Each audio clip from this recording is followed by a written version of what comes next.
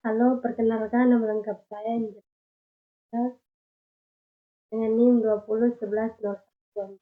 Saya dari Prodi Sistem Informasi. Baik, di video kali ini saya akan mempresentasikan hasil UTS saya dengan judul kasus komputer crime atau cybercrime. Oke, yang pertama ini adalah kata pengantar. Dari kita langsung masuk bab 1.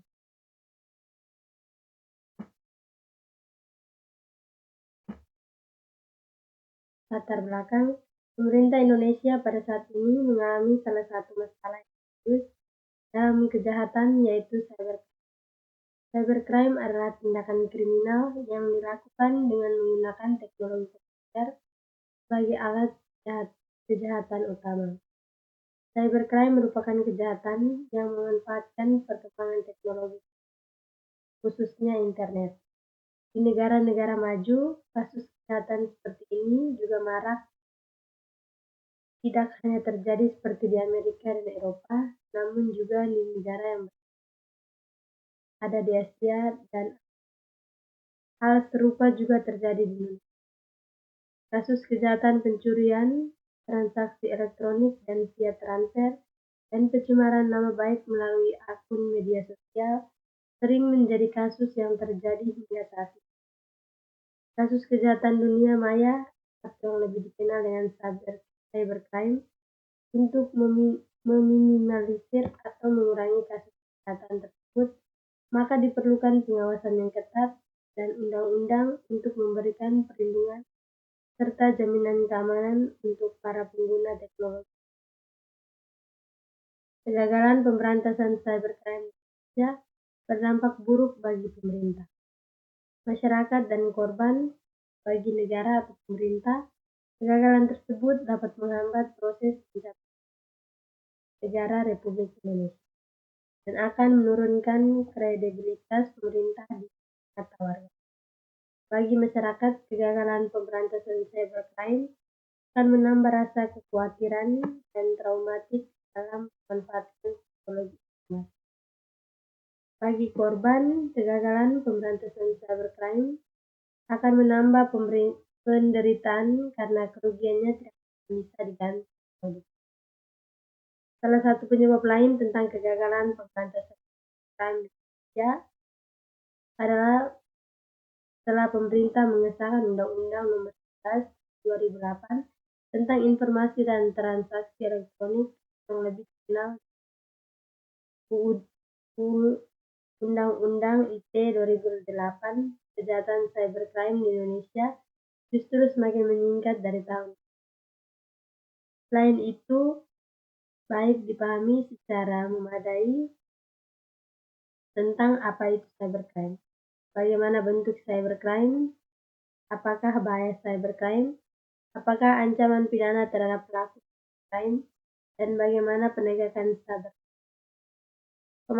Pemahaman cybercrime yang memadai akan mendorong setiap orang agar tidak menjadi korban.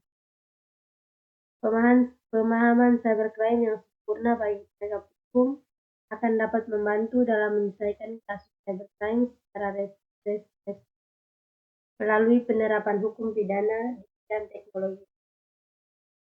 1. Kejahatan cybercrime di Indonesia tidak hanya berdampak pada dalam negeri, namun juga merabat sampai ke luar negeri tanpa mengenal batas teritorial negara lain, dan tidak terikat pada ruang dan waktu, sebab mengenal batas teritorial negara itu. Kejahatan cybercrime bisa dilakukan dimanapun dan kapan. Selain rawan sebagai tempat sasaran, Indonesia juga merupakan salah satu tempat beroperasional kejahatan. Sedikit cybercrime internasional seperti penipuan, jual beli online, penipuan kartu kredit, pemerasan, bahkan mengancam sistem pertahanan. Berikut bab 2A. Modus kejahatan. Modus kejahatan cyber atau kejahatan cyber dapat dilakukan dengan berbagai cara. Berikut adalah beberapa contoh modus kejahatan cyber yang Yang pertama, serangan ransomware. Jenis kejahatan cyber yang melibatkan pengalihan sistem atau data korban, dan meminta tebusan untuk mengalihkan akses atau data. Yang kedua, kejahatan phishing. Kejahatan cyber yang melibatkan penipuan dengan mengirimkan email atau pesan palsu yang merupai institusi atau perusahaan resmi untuk meminta informasi pribadi. Yang ketiga, kejahatan kartu. Jenis kejahatan cyber yang melibatkan transaksi menggunakan kartu kredit orang lain yang dicuri dari situs web yang tidak aman atau dibeli dari jaringan scammer atau pencuri data. Yang keempat, kejahatan skimming.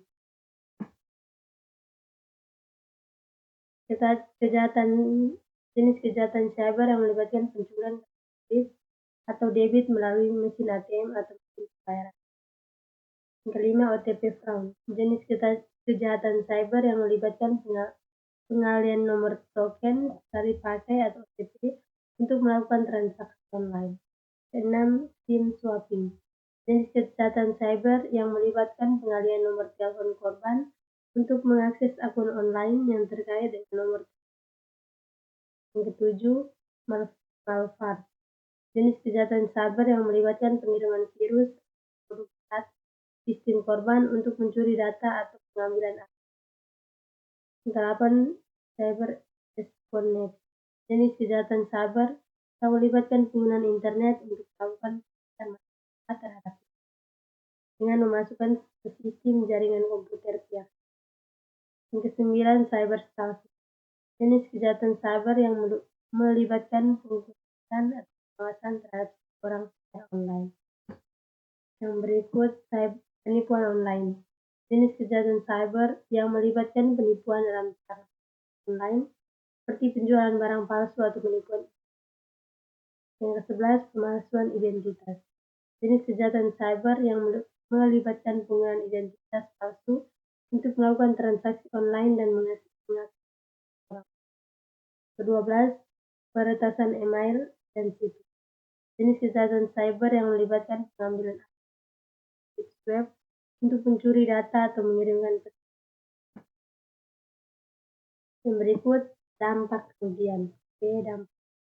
Kejahatan cyber atau cybercrime dapat menimbulkan kerugian yang bagi individu, bisnis, dan pemerintah.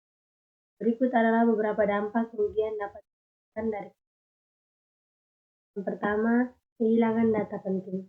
Kejahatan cyber dapat menyebabkan kehilangan data penting seperti informasi pribadi, data bisnis, atau keuangan. Hal ini dapat mengganggu aktivitas bisnis dan mengancam privasi. Yang kedua, kerusakan pada sistem.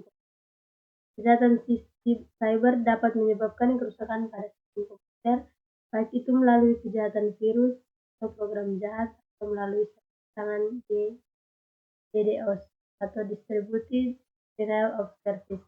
Hal ini dapat mengganggu aktivitas bisnis dan mengancam keamanan. Yang ketiga, kehilangan uang. Kejahatan cyber seperti carding dan penipuan online dapat menyebabkan kehilangan uang. Keempat, terancamnya reputasi online. Kejahatan cyber seperti cyberbullying dan penyebaran informasi palsu dapat merusak reputasi online. Yang kelima, gangguan layanan. Kejahatan cyber seperti serangan DDoS dapat mengganggu layanan online seperti situs web atau aplikasi yang tidak dapat diakses. Keenam, kerugian perekonomian. Kejahatan cyber dapat menyebabkan kerugian perekonomian bagi individu, bisnis, dan. Ketujuh, pencurian identitas. Kejahatan cyber seperti phishing atau pencurian data dapat menyebabkan pencurian identitas dan penyalahgunaan. Kedelapan, ancaman terhadap keamanan nasional. Kejahatan cyber dapat mengancam serius bagi keamanan nasional, seperti serangan terhadap infrastruktur kritis atau pencurian informasi. Dampak kerugian yang ditimbulkan oleh kejahatan cyber semakin besar seiring dengan perkembangan teknologi dan semakin banyaknya orang yang menggunakan. Oleh karena itu, penting untuk selalu meningkatkan kesadaran tentang keamanan cyber. Menggunakan perangkat lunak aman yang memadai, menggunakan kata sandi yang kuat dan unik, tidak membuka email atau tautan yang mencurigakan, dan melaporkan kejahatan cyber. Oke, yang berikutnya dampak. Oke, dampak. Kejahatan cyber atau cybercrime tidak hanya menimbulkan kerugian finansial dan reputasi, tapi juga dapat menimbulkan dampak hukum yang serius. Berikut adalah beberapa dampak hukum dari kejahatan cyber. Yang pertama, pelanggaran hukum. Kejahatan cyber merupakan pelanggaran hukum yang dapat dikenakan sanksi pidana di Indonesia. Kejahatan cyber diatur dalam Undang-Undang Informasi dan Transaksi Elektronik, Undang-Undang ITE. Yang kedua, tuntutan hukum. Korban kejahatan cyber dapat menuntut pelaku kejahatan secara hukum untuk mendapatkan ganti rugi atau keadilan. Yang ketiga, penegakan hukum. Penegakan hukum terhadap kejahatan cyber dapat dilakukan oleh pihak berwenang, seperti kepolisian atau lembaga penegak hukum. Yang keempat, kerjasama internasional. Kejahatan cyber dapat melintasi batas negara, sehingga kerjasama internasional diperlukan untuk menangani kejahatan cyber yang melibatkan pelaku dari negara. Yang kelima, regulasi hukum. Regulasi hukum yang memadai diperlukan untuk mengatasi kejahatan. Namun, regulasi hukum yang masih terbatas dan belum mampu mengikuti perkembangan teknologi. Yang keenam, ancaman hukum.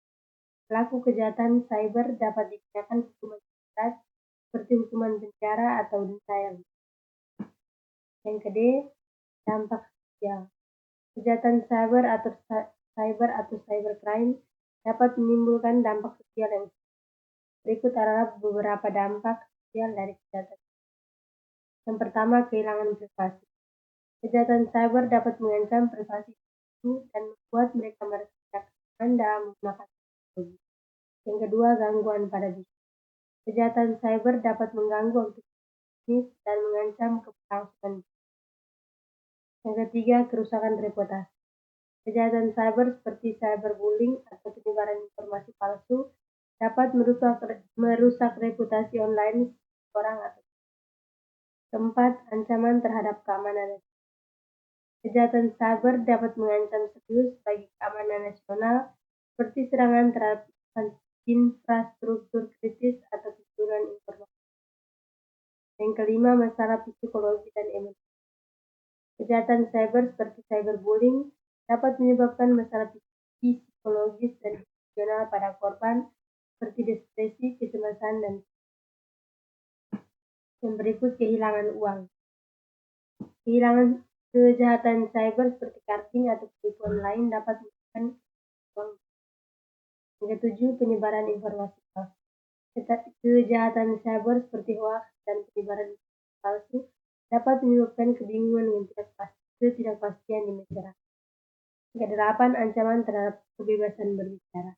Kejahatan cyber seperti doxing atau serangan terhadap situs web dapat mengancam kebebasan berbicara dan menyebabkan sensor. Yang berikut, usulan penyelesaian. Ada banyak cara dan metode cyber yang berlaku, maka dari itu cara mengatasi cyber pun berbeda. Berikut ini adalah beberapa cara menangani yang perlu Anda ketahui untuk menghindari berbagai kerugian. Yang pertama, melaporkan email dan chat. Salah satu jenis cybercrime yang paling umum adalah phishing, di mana pelaku dengan mengirimkan sebuah tautan dapat mencuri berbagai data dan informasi yang. Biasanya korban akan menerima email atau jenis pesan lainnya dari orang yang tidak dikenal tetapi tidak familiar yang berisi tautan. Untuk mengatasi cybercrime yang satu ini, Anda dapat langsung melaporkan email pada berbagai pihak seperti penyediaan layanan internet. Selain itu, Anda juga melaporkan kepada lembaga terkait yang namanya digunakan sebagai latar belakang. Yang kedua, mengubah kata sandi. Ada banyak cara yang bisa dilakukan oleh pelaku lain untuk membobol kata sandi. Oleh karena itu, pastikan Anda memiliki kata sandi, mengubahnya secara teratur dan tidak.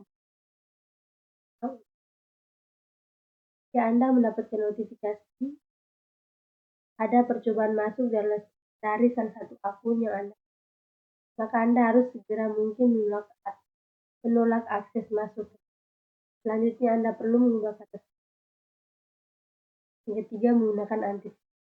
Antivirus merupakan program yang berguna untuk dan membersihkan sistem komputer dari berbagai ancaman. Pastikan saja untuk menggunakan antivirus yang memiliki fitur yang lengkap seperti anti-malware, anti-ransomware, dan lain.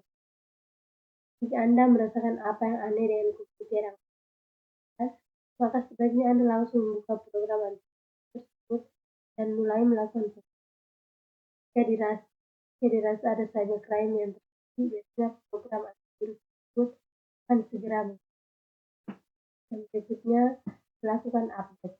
Banyak serangan cyber yang terjadi memanfaatkan kelemahan sistem dari pada itu melakukan update secara berkala merupakan hal yang pengembang aplikasi sudah pasti akan memberikan update berkala yang secara otomatis akan menambah. Yang kelima, membuat cadangan. Melakukan cadangan data atau backup data merupakan hal yang harus dilakukan secara rutin. Pastikan untuk menyimpan salinan data tersebut di tempat yang aman seperti drive eksternal dengan kapasitas yang memadai dan tidak terhubung dengan jaringan. Pasalnya, jika Anda terkerangan cyber, maka data yang disimpan di dalam cloud sekalipun terdeteksi oleh pelaku, maka dari itu pastikan tempat menyimpan salinan data tersebut aman dan serangan Anda tidak akan hilang. Berikut bab 3 berdasarkan hasil pembahasan di atas, dapat disimpulkan bahwa kejahatan cyber yang melibatkan penggunaan komputer atau jaringan untuk melakukan kejahatan cyber dapat berupa hacking, pencurian identitas, malware, dan ransomware. Kejahatan cyber dapat menimbulkan dampak yang signifikan bagi bisnis dan seperti kehilangan data penting, kerusakan pada sistem komputer, kehilangan uang, dan transaksi. Kejahatan cyber dapat menimbulkan dampak seperti kehilangan privasi, kerusakan reputasi, dan ancaman terhadap keamanan. Untuk mengatasi kejahatan cyber, keamanan cyber, peran pemerintah yang aktif, kerjasama internasional, peningkatan keterampilan sumber daya, pelaporan kejahatan cyber, bersama antar publik. Selain itu, diperlukan juga adanya hukum cyber yang memadai untuk menangani itu. Berdasarkan pembahasan di atas, maka disarankan para pegawai agar mematuhi norma-norma serta ketika sedang menjelajahi dunia maya. Selain itu, saran juga ditujukan kepada pihak dalam hal ini pemerintah Indonesia melalui agar meningkatkan kinerja yakni 1. Pembentukan konsep undang-undang yang baru, perlu adanya konsep KUHP yang baru dalam negara kita, karena perkembangan zaman akan menciptakan kejahatan. Sedangkan KUHP lama negara kita sudah tidak karena tidak mencakup kejahatan-kejahatan baru yang muncul seiring. Yang kedua, pembentukan PP atau tentang digital forensik untuk Undang-Undang Informasi dan Transaksi, di mana pasal 27 sampai Undang-Undang ITE IDR atau Indonesia Computer Emergency. Salah satu cara untuk mempermudah masalah keamanan adalah dengan membuat 2 unit untuk melakukan masalah keamanan ini di luar negeri mulai dikenal dengan munculnya Edward sekitar 1988 yang menghentikan sistem internet. Kemudian dibentuk sebuah komputer emergency response yang kecil, kemudian dibentuk sebuah komputer yang bergeser CRT. Seperti itu, di negara lain juga dibentuk CRT untuk poin otak bagi orang untuk melaporkan masalah kamar. ID card merupakan CRT tempat hendaknya sumber daya manusia, terutama aparat hukum, perlu ditingkatkan pengetahuan di bidang teknologi informasi digital forensik, sehingga dapat menyelesaikan pekerjaan khususnya yang berhubungan dengan data.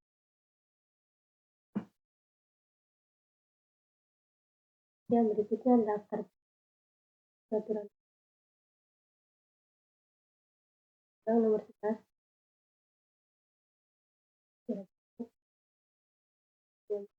2019. Sekian dari saya,